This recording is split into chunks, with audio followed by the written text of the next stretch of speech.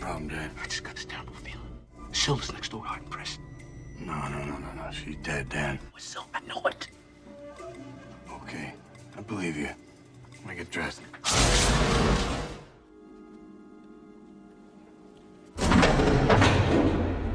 She must have come through here.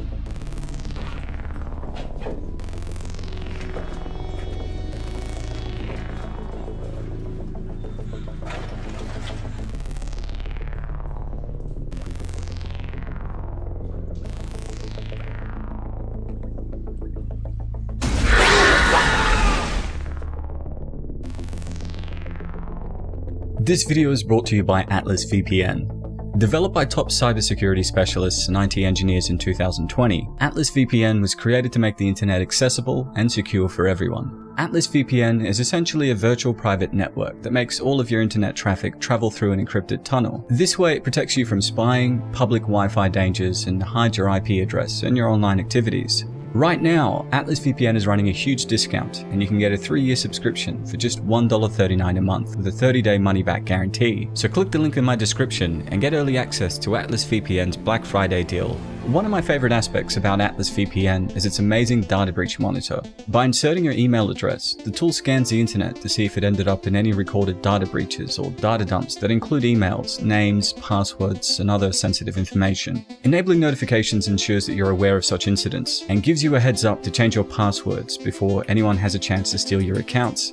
What I also love about Atlas VPN is that it encrypts all the data you send, but is also a great help for everyday life situations, to avoid censorship when traveling abroad, to increase your security on public internet connections, to get the best deals on airline tickets and hotels, to block malicious third-party links and ads, and of course to access geo-block libraries on streaming platforms such as Netflix, Amazon Prime, Hulu, HBO, and many more. Atlas VPN is running a huge discount, and you can get a 3-year subscription for just $1.39 a month with a 30-day money-back guarantee. So click the link in my description and get early access to Atlas VPN's Black Friday deal with 86% off and 3 extra months for free.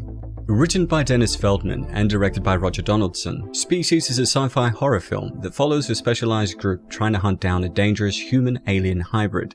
Although campy at times and undeniably salacious in tone, there's a hint of genius in the film, and its low-budget monster antics is the reason why it was such a hit at the box office. Hey guys, what's happening? Niyat here with Film and Comics Explained, and today we're examining Species, one of the most oddly alluring monster movies of the mid-90s. She's a predator. Her eyes are in front. Her eyes are in front so she can judge the distance to her prey. At the heart of the movie is Syl, a human extraterrestrial hybrid played by the stunning Natasha Henstridge and brought to life by the iconic creature designs of H.R. Geiger. To understand her origins, we must first look back at the SETI program. Short for Search for Extraterrestrial Intelligence, this global push to discover intelligent life outside our solar system culminated in the release of the Arecibo message in 1974, containing data on basic elements, formulas for the chemical makeup of DNA nucleotides, and more basic information about humanity and the Earth. This interstellar memorandum was sent via modulated radio waves to the M13 globular star cluster. In the world of Species, humanity received a message back, a formula for a superior catalyst of methane that allowed for infinite renewable energy.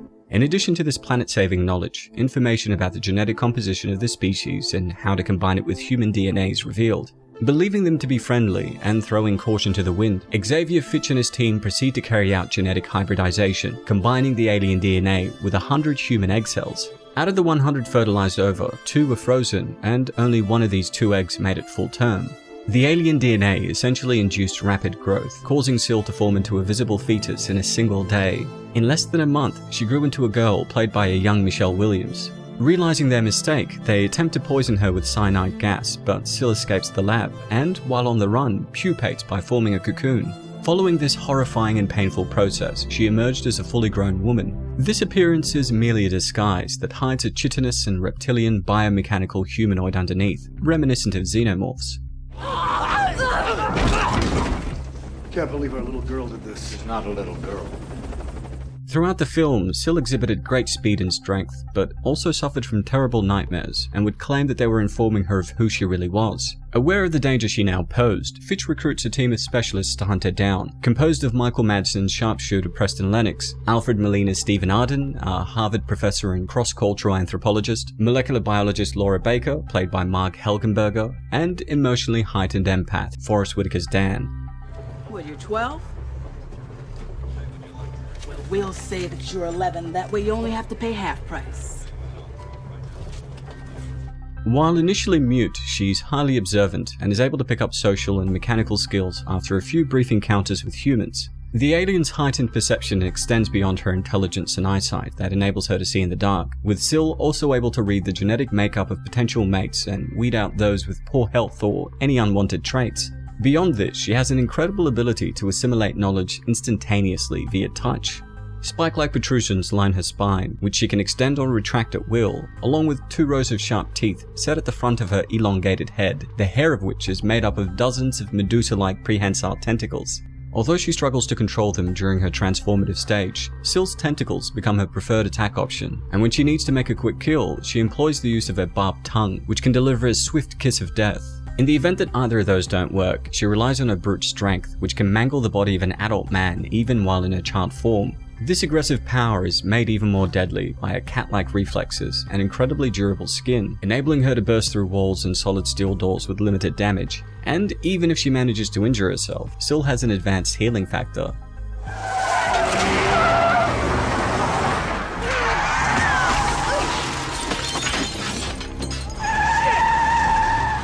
After getting hit by a car and fracturing a shoulder blade, she reworks and restructures the bones with minimal effort and then goes on to regrow her thumb after cutting it off. Please, I want a baby. What? As a hybrid, even she's perplexed by her own existence, reacting in appropriate horror when her alien features first emerge. Because of this, throughout the film, Sil is dealing with an existential crisis and searches for her ultimate purpose. I don't know why I'm here. I don't know who I am. Who sent me? Do you? No! Why do you think you're here? I don't know! Noticing pregnant women and couples playing with their children, Sil is driven by an instinct to mate and spends most of her time trying to find a worthy suitor. Discovering this, Laura postulates that Sil could be the start of a colonization effort, or at the very least was sent to Earth as a Trojan horse. She would make one excellent biological weapon. Someone out there thought we were some kind of galactic weed that was going to spread through the universe. After faking her death, Sil is ultimately successful in her mission, eventually giving birth to a son while evading Fitch and his team in the sewers. Like Sil, her son first dons a human form, appearing as a young toddler. However, after being backed into a corner by Dan, he begins to shift into his true form. Fortunately, Dan stands ready with a flamethrower, lighting it up and launching it into a pool of oil. While his mother is licked by the flames, it's a classic shotgun blast to the head by Preston that does her in. He dreams. That's what he told me, that these are all from his dreams, from his head, and he's pretty incredible.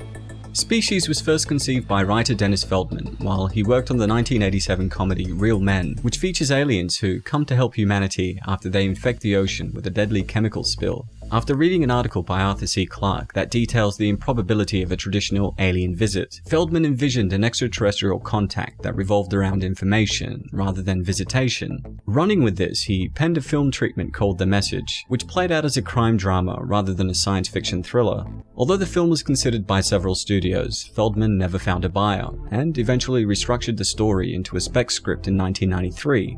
Thanks to some help from his colleague and producer pal Frank Mancuso Jr., Feldman was able to field the interest of MGM, who purchased the rights to the script and hurried to begin production. A year later, Roger Donaldson agreed to direct the film, following a string of successful projects in the late 1980s. At the time, Donaldson was mostly well known for his historical dramas and occasional comedies, including 1984's The Bounty starring Anthony Hopkins, as well as the 1980 dark comedy Cadillac Man, featuring an unlikely car salesman played by Robin Williams. Species would ultimately mark the director's first foray into the world of science fiction. With a slim but sustainable budget of $35 million, most of the money went towards special effects and set design, leaving what amounted to loose change for casting. Luckily, they were able to land award-winning actor Ben Kingsley for the role of Fitch, and hot off his performance in Tarantino's 1992 crime thriller Reservoir Dogs, Michael Madsen was an easy pick for the gruff and deadly Preston Lennox. The producers were also very lucky by landing a young Forrest Whitaker and Mark Helgenberger years before both of their careers took off. For the role of Syl, the casting department needed an actress that was comfortable with a notable amount of nudity, and stumbled upon first-time actress Natasha Henstridge, who immediately left her job as a model to pursue work in Hollywood. He started incorporating me, and we got to know each other, and we got to talk, and he saw pictures of me, and so he started molding and using my face mold. It's pretty flattering, I mean, you know, that I was a part of that history with him. To make Syl stand out as an intimidating and otherworldly beast, the producers employed the legendary Swiss artist and godfather of biomechanical design, H.R. Geiger. In 1994, Donaldson and some of the producers went to visit the artist at his home in Switzerland to discuss the project.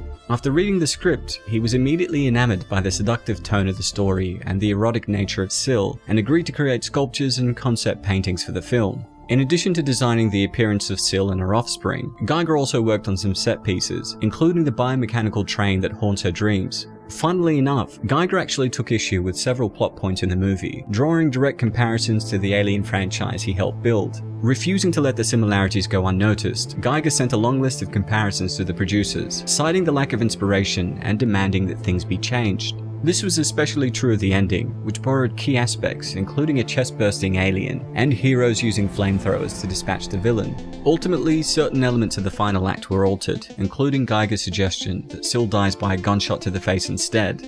While the concept of Syl had a solid basis in Geiger's original work, the creature was successfully brought to life through a combination of both practical and cutting-edge special effects. A fully animatronic model of Syl was created for several shots, with remote-controlled facial features to adjust the mouth, eyes, and weave of tentacles.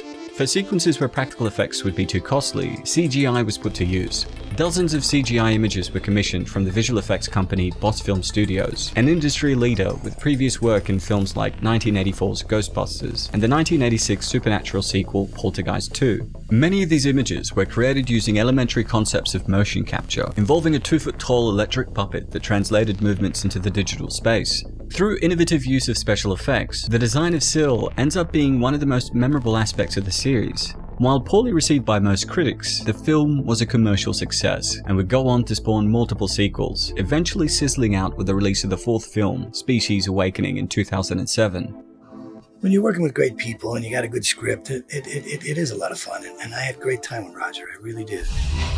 Well, that's all for today, folks. If you enjoyed the video, don't forget to hit like and subscribe to stay up to date on all my content. And yeah, if you have any other suggestions, feel free to leave them in the comments below. As always, it's been a pleasure. Niyat here with Film Comics Explained. Thanks for stopping by. Please let me go. Please. I wouldn't hurt you. I wouldn't hurt you. Yes, you would. Just don't know it yet.